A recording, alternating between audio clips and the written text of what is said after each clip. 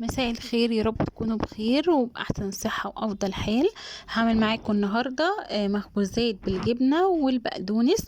ممكن نحشيها بقى أي حشوة تاني زي ما انت ما تحبي. بس عايزة أقول لكم إن هي مخبوزات تحفة جدا وريحتها حلوة قوي، وكمان طرية وهشة وخطيرة تحفة قوي. هتحطوها في اللانش بوكس للأولاد هتعجبهم جدا. هنقول بقى المقادير. اول حاجه كده معايا 4 كوبايات كبار دقيق، 4 كوبايات كبار دقيق. تمام. هنحط عليهم معلقه كبيره بيكنج باودر، وهنحط عليهم كمان معلقتين كبار حليب بودر، وهنحط كمان معلقتين كبار سكر. تمام. بعد كده هنحط بقى رشة ملح، رشة الملح العادية جدا بتاعتنا بتاعت أي عجينة.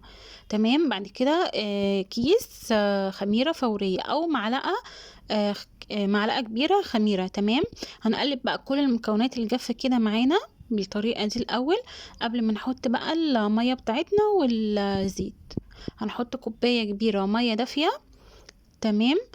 وممكن نحطها بالتدريج علشان نقعد دقيق بتاعك. تمام. هنحط بقى نص كوباية زيت. تمام. الخطوة دي مهمة يا جماعة، المية نحطها بالتدريج بعد اذنكم. تمام. هنا بقى هقلب كل المكونات بتاعتي كده بمعلقة، وهبدأ بقى اعجن فيها. وطبعا اهم خطوة في العجن ان احنا نعجن كتير جدا. دي بتنجح العجينة، بتخلي العجينة تطلع ناجحة وحلوة جدا. هفضل اعجن فيها بقى بالشكل ده زي ما انتم ما شايفين.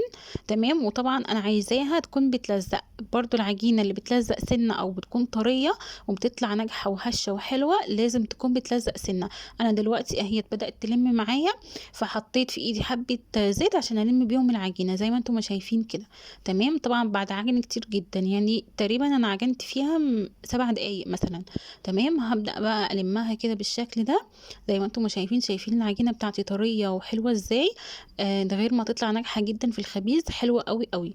تمام. هسيبها بقى تخمر ساعة. انا سبتها تخمر ساعة وغطيتها كويس جدا وحطيتها في مكان دافي، وسبتها تتخمر او تخمر لمدة ساعة. تمام. هنا بقى جهزت الحشوة بتاعتي، جبنة فيتا او جبنة اسطنبولي، ومعاها بقدونس او ممكن سبانخ اللي انت عايزاه. وكمان حضرت البيض اللي احنا ندهن بيه العجينه. شايفين العجينه بتاعتي يعني حجمها بقى عامل ازاي؟ كانت صغيره جدا ما شاء الله، الحجم بتاعها تضاعف يعني. هنا بقى هديها البوكس المتين، وهقول لكم بقى هنعمل ايه. شايفين هشة وطرية وحلوة ازاي؟ دلوقتي بقى انا جبت صينية رشيت فيها رشة دقيق، وبرضو حطيت ايدي كده في الدقيق، وبدأت اقطع بقى كور صغيرة قد حجم الليمونة او اصغر كمان، لانها حجمها يتضاعف، لان احنا نسيبها تتخمر تاني او تخمري تاني، فحجمها يتضاعف. احنا هنعملها صغيرة جدا يعني.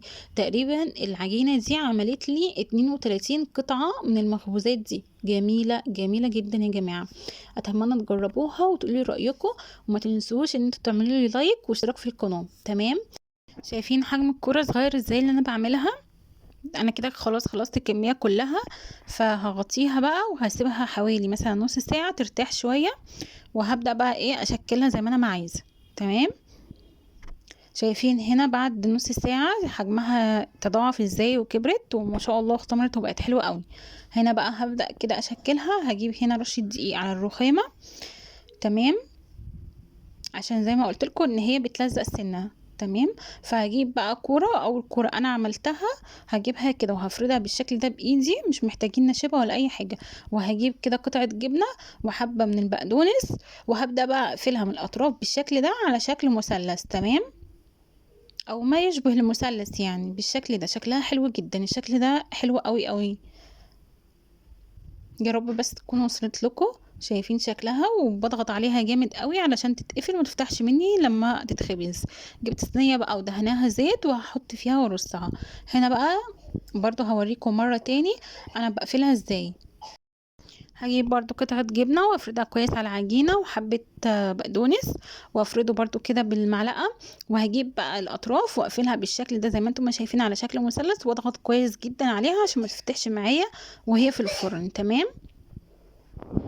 هنا هسيبكوا بقى مع واحدة تشوفوا برضو طريقة تشكيلها ازاي.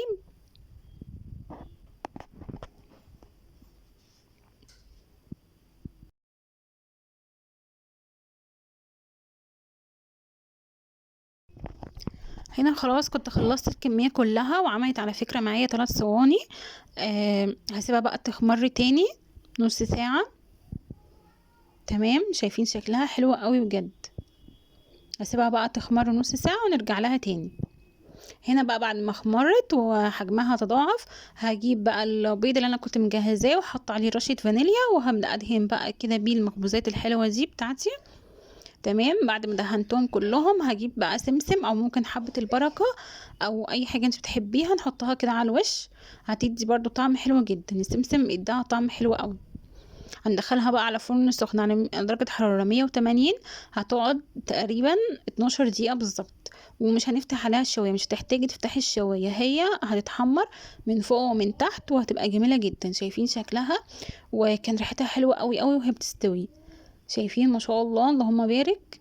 كان لسه في على فكرة صينية في الفرن والكمية دي من صينيتين 2 بس. زي ما انتم شايفين هشة وطرية وتحفة ازاي وانا بفتحها معاكم. وكان طعمها تحفة جدا. لو عجبتكم الطريقة بتاعتي اعملوا لي لايك واشتراك في القناة، وقولوا لي رأيكم في الكومنتات، ولما تجربوا الوصفة قولوا لي رأيكم. بألف هنا وشفا.